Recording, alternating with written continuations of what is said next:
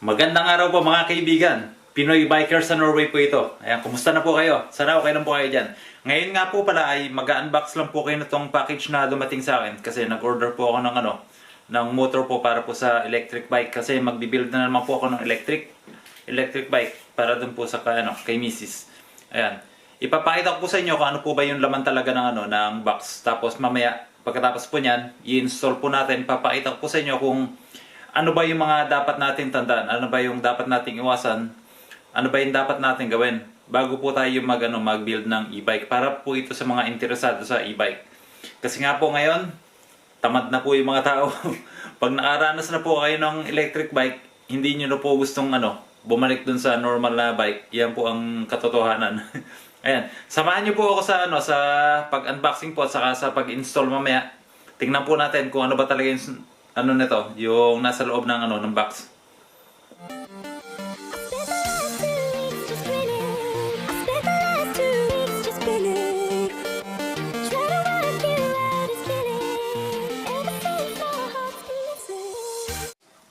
Ayan, ito na po yung box mga kaibigan. Ayan.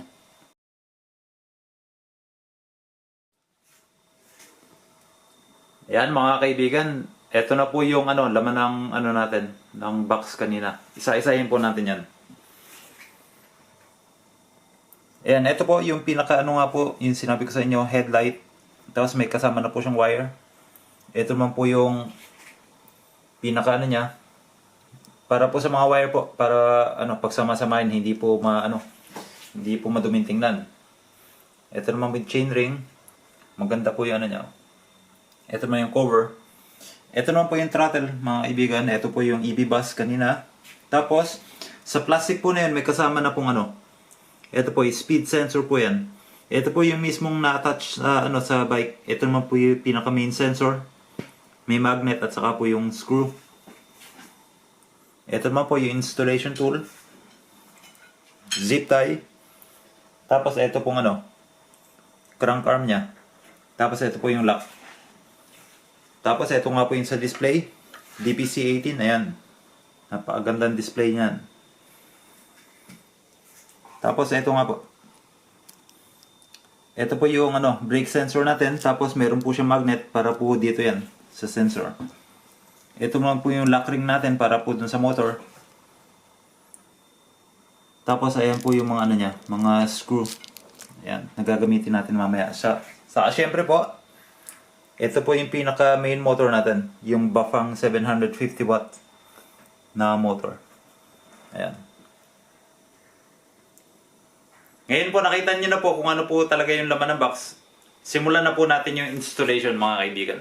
Sa pag-install po ng electric bike mga kaibigan, marami po kayong dapat tandaan bago po kayo mag-order ng engine or ng bike.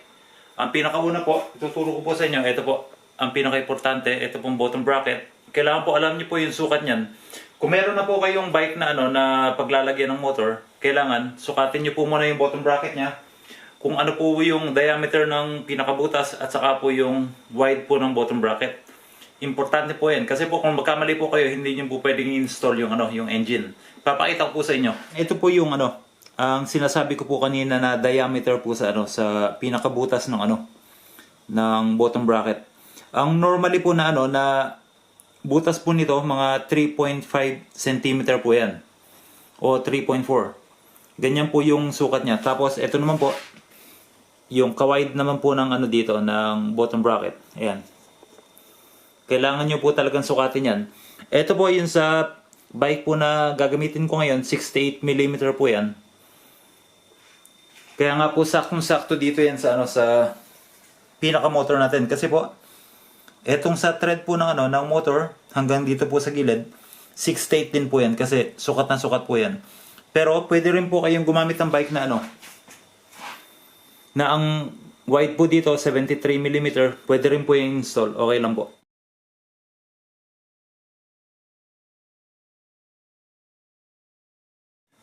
Pangalawang tatandaan naman po natin, ito pong sa pag-install po ng battery kasi nga po hindi po yan basta-basta install. Kailangan nyo rin po yung medyo wide po yung nyo, yung sa frame para po yung battery po niya masakto po talaga yung pag-install. Tapos, bibigyan ko po kayo ng tips na Ito nga po pala, ito po yung battery holder. Ayan, sa e-bike.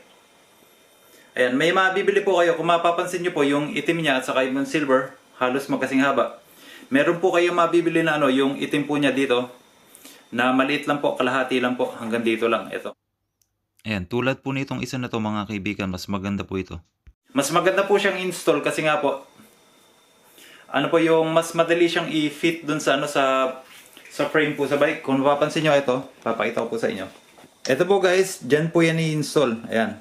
Kung napapansin nyo po yung yung tatlong butas po na to, dito po yan natin sa battle cage holder po sa sa frame sa bike. Ayan, pwede po nating install ng ganyan yan.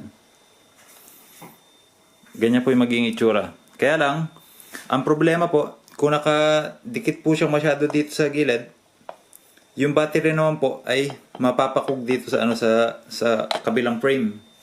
Kung mapapansin nyo po mga kaibigan, ito pong frame na pag-installan ko, meron po siyang extra na butas dito. Ayan. Sa po yan, rib nut po yan. Na po yan, in-install ko po kasi nga po, ito pong nabili ko na na battery holder, hindi po siya sobrang sakto dito sa frame. Kaya nga po kailangan gumawa ng extra butas. Ayan. Ngayon naman po, ready na po lahat ng mga tools natin. Tapos ready na rin po yung bike. Lahat po ng mga gagamitin natin, okay na po.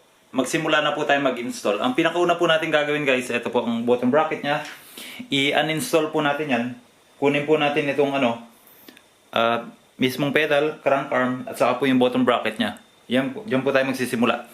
Hindi na po ako gagawa ng video na pag-install niya, pag uninstall. Kasi nga po, napakarami nyo po makikitang niyan sa YouTube. Tingnan nyo na lang po kung ano pong type ng bottom bracket yung nyo. Tapos yung pag-uninstall po, yung pagkuha. Panoorin nyo na lang po sa ibang mga video. Sa pagkuha nga po pala ng bottom bracket mga kaibigan, ito po yung mga tools na ginamit ko. Crank arm extractor, ito nga po pala yan. Ito po yung sa bottom bracket. Hex screw po na parang 8mm po ito. Ayan. So ito pong tatlo na to yung pinaka-importanting gagamitin dun sa pagkuha ng bottom bracket natin sa bike. Ayan mga kaibigan, ready na po yung natin. Yung bottom bracket, nakakuha ko na po yung yung bottom bracket, tapos yung pedal, saka po yung crank arm. Okay na po. Kaya nga po pwede na natin i-install ngayon yung ito. Ito po yung pinakaunahin natin mga kaibigan. Ayan. Ito po, yung mahaba po nito, i-slide po natin yan dito sa frame. Galing po dun sa kanang bahagi ng ng bike sa kabila.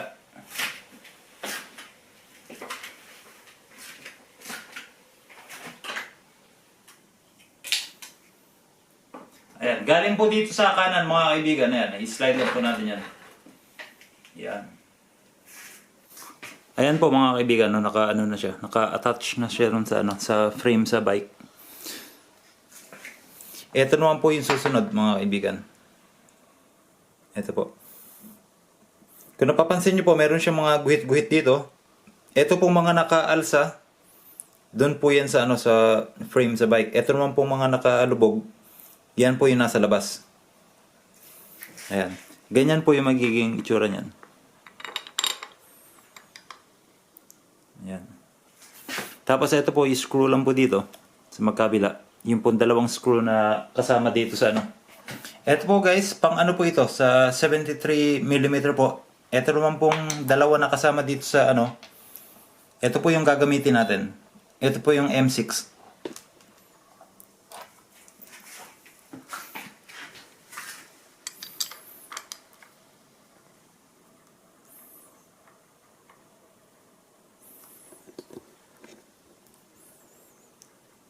Iano lang naman po yan guys, hindi nyo po higpitan, parang itatapat nyo lang po. Ayan.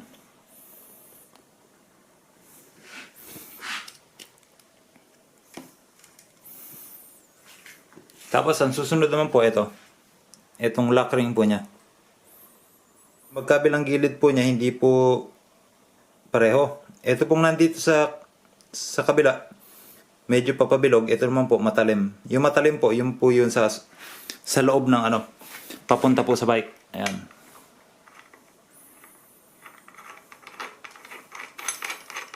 Ayan. Pihitin nyo lang po yan, tapos huwag nyo lang pong hihigpitan. Okay lang po na ganyan. Yan. Itataas nyo lang po yung na yan hanggang sa makakaya ng Tapos nga po pala mga kaibigan, ang pinakatatandaan nyo po, ang pinaka-importante po ay wala pong naiipit na mga wire po dito.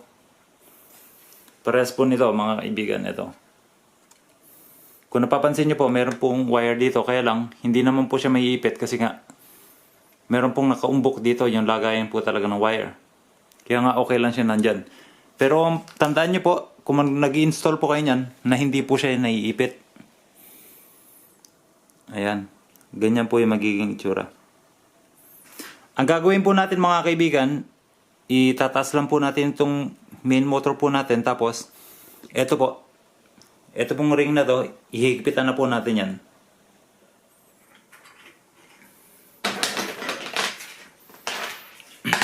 Ngayon naman po, gagamitin na po natin itong tools na galing dun sa binilahan natin na ng motor. Ito po yung niya guys. Yung pang yung kabilang dulo. Panghigpit.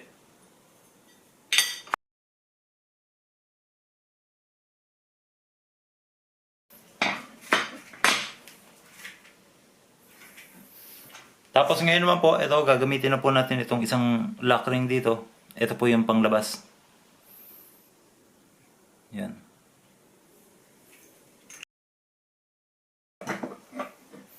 Ngayon naman po, ito naman po ang kabilang dulo yung gagamitin natin.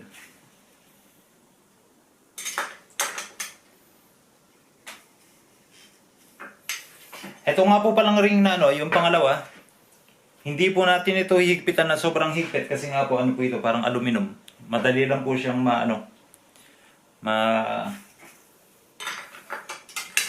mapuputol o madali lang po siyang masira kung hihigpitan niyo po ng sobra. Kaya po yung tama-tama lang talaga. Ayan. Ngayon naman po na mahigpit na po dito, ito naman po yung hihigpitan natin ngayon, yung dalawang screw po na yung pinakita ko po sa inyo kanina. Itong dalawa dito. Ito. Yan naman po yung hihigpitan natin kasi ito pong dalawa dito mahigpit na po.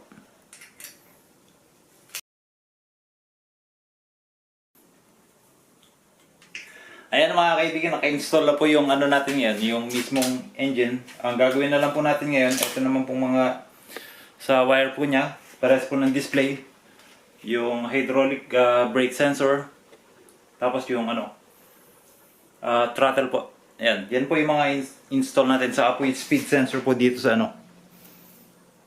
dito sa niya, sa chainstay po. Yan. Ngayon naman po, ito naman po i-install natin mga kaibigan, speed sensor. Pagdugtungin lang po natin itong dalawa na to. Ayan. Tapos, ito pong screw po na to, na maliit. Itong kulay itim. Ito po yung gagamitin natin mamaya dito sa butas po na to. Pero mamaya na po natin gamitin kasi nga po, hindi pa po natin alam kung gaano po yan kalayo. Kasi yan po yung pang-adjust. Ito lang po yung pang-lock natin mamaya. Ngayon naman po, install na po natin itong magnet po dun sa para po sa speed sensor. Ito po, i-install lang po natin sa sa spokes.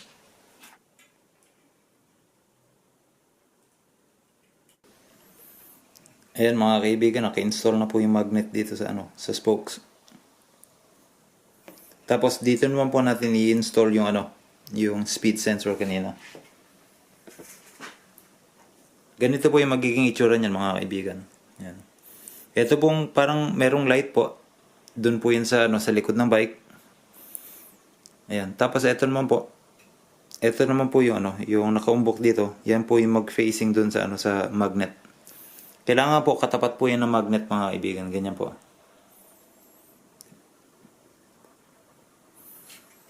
Ayan. Ganyan po yung magiging itsura niya. Kaya nga po ito, kukunin ko lang po itong sticker dito. Pangdikit po yan guys. May glue po yan sa Ayan mga kaibigan, mapapansin nyo, naka-install na po yung speed sensor dyan. Naidikit ko na po. Ito naman pong dalawang butas dito, i-zip tie nyo po yan sa frame para hindi mahulog yung sensor. Tapos medyo malapit po siya sa sa magnet. Ayan. Ngayon naman po, i-install na po natin itong display. Ito pong Bafang logo po sa ilalim po ito. Tapos, ayan, nakaharap po yan sa bike.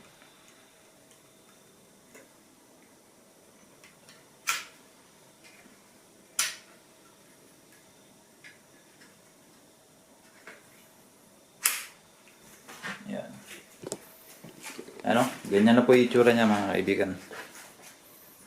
Bago nyo po higpitan, tingnan nyo po muna yun. Umupo muna kayo rin sa bike nyo. Tapos tingnan nyo yung angle na ano. Kundi man, higpitan nyo lang po siya ng di po sobrang higpit para po halimbawa pwede nyo po siyang i-adjust ng ano, pabalik-balik na ganyan. Yan mga kaibigan, yung isang speed sensor po natin nakadikit na po dito ngayon sa ano, sa hydraulic brake natin, yung isa pong ganito. Ito lang po. Kunin nyo lang po itong kulay pula dito kasi ano po yan, sticker po yan. Idikit nyo lang po yan dito yung mismong sensor.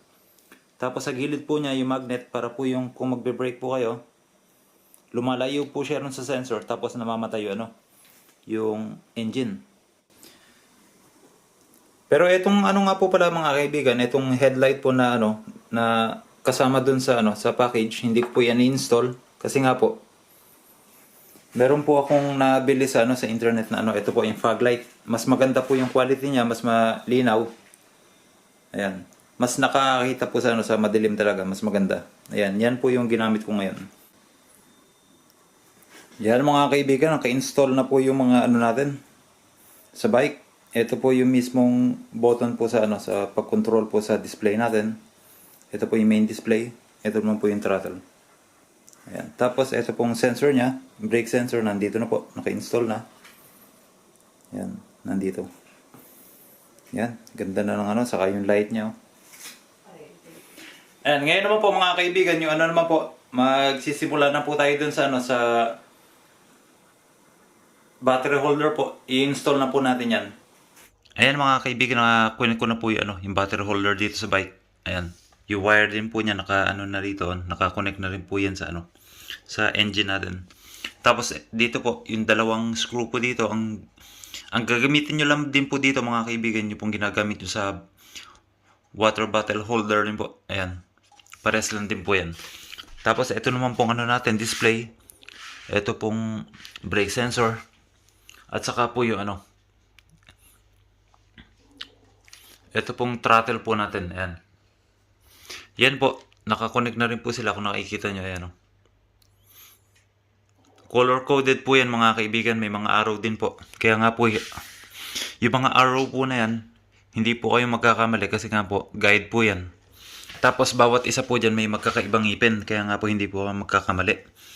Tapos nakakonect po yan sila lahat dito sa sa EB bus na cable.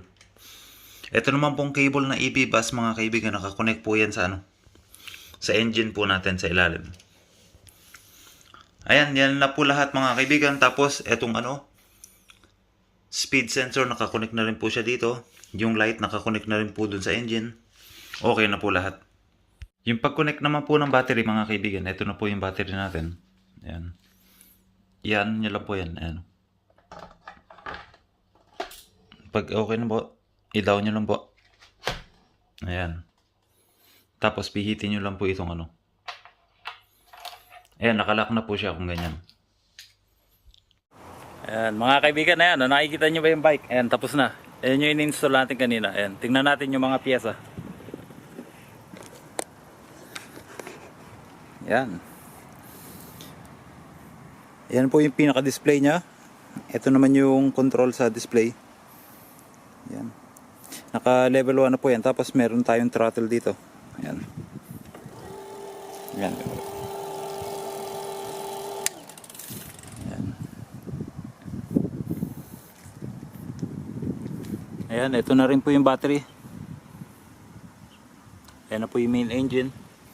Tapos ito po yung speed sensor kanina, yung inano po natin nandito.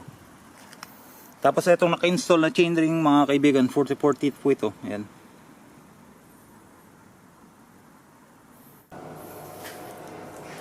Ayan mga kaibigan, tapos na po tayo sa pag-install ng bike. Nakita nyo naman kanina dun sa labas, ayan, nakalagay na lahat. Tapos nag-work na talaga siya. Ayun, sinubukan namin ni Mrs. dun sa sa hills kanina. Napaka okay talaga. Walang problema. Ayan. Namimiss ko tuloy yung bike ko. Ayan mga kaibigan, sana po na-enjoy kayo sa panunod. Tapos abangan nyo na lang po guys sa susunod kasi mag-install po ako, bibili po ako ng ng pinakabagong version ng Bafang engine na 1000 watts. Ayun, abangan nyo na lang po. Ang ang unboxing ko at saka po yung installation halos parehas lang po doon pero papakita ko pa rin po sa inyo. Yan. Salamat po.